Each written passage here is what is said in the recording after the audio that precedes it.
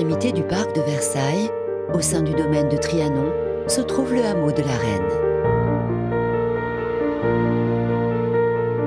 À la mort de Louis XV en 1774, Louis XVI offre le petit Trianon à Marie-Antoinette. C'est la première fois dans l'histoire qu'une reine de France devient propriétaire. La jeune souveraine décide de transformer son domaine, devenu son lieu de prédilection, suivant la mode de l'époque.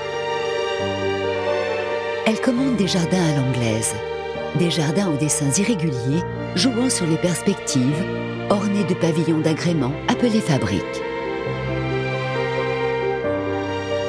Suivant les désirs de Marie-Antoinette, Richard Mick, premier architecte du roi, dessine le théâtre,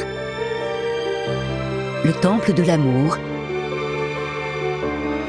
et le belvédère. La réalisation la plus ambitieuse de ces jardins demeure le hameau. Construit entre 1784 et 1787, le hameau est alors composé de 11 maisons imitant des chaumières. 5 sont réservées à l'usage de Marie-Antoinette et de ses invités. La maison de la reine, le boudoir, le moulin et la laiterie de propreté. Les autres sont destinés aux activités de la ferme. Le colombier, la laiterie de préparation et la grange qui ont toutes deux disparu. Le réchauffoir, voisin de la maison de la reine, sert à la préparation des dîners pris au hameau. Et une maison sert de logement au gardien des lieux. Inspirée par les écrits du siècle des Lumières, et notamment la vision d'une nature idéalisée dépeinte par Jean-Jacques Rousseau, Marie-Antoinette souhaite pouvoir se retirer dans un lieu champêtre, loin des rigueurs de l'étiquette de Versailles. C'était aussi pour la souveraine le moyen de contribuer à l'éducation de ses enfants, de leur montrer les travaux de la ferme et de l'élevage. Derrière des façades volontairement simples et vétustes, les maisons du hameau sont luxueusement meublées.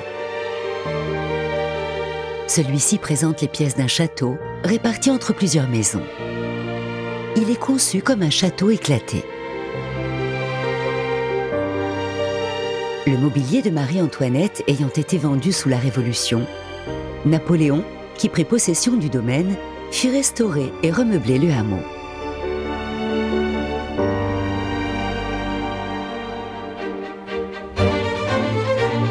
Avec sa seconde épouse, Marie-Louise de Habsbourg-Lorraine, Napoléon vient régulièrement l'été à Trianon et donne de grandes fêtes au hameau. Comme Marie-Antoinette, Marie-Louise dispose d'un billard,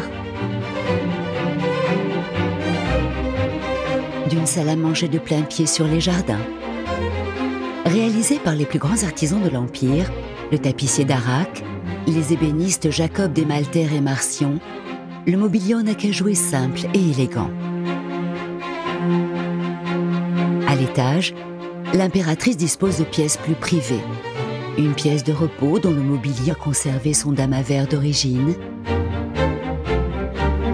Un boudoir au damas à décor de liseron. Des meubles en plaquage d'amarante. Une chambre en cantillé vert d'eau. Plus belle pièce du hameau, le salon jaune est orné de soieries inspirées de l'antique, peintes par Vauchelet. Sous la corniche dessinée par Mick, le mobilier en velours de soie jaune, les vases de Sèvres, la pendule livrée par Bailly contrastent avec les perspectives champêtres.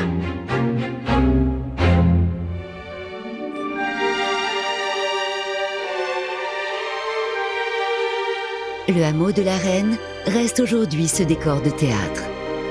Un écrin de verdure, une invitation à la promenade.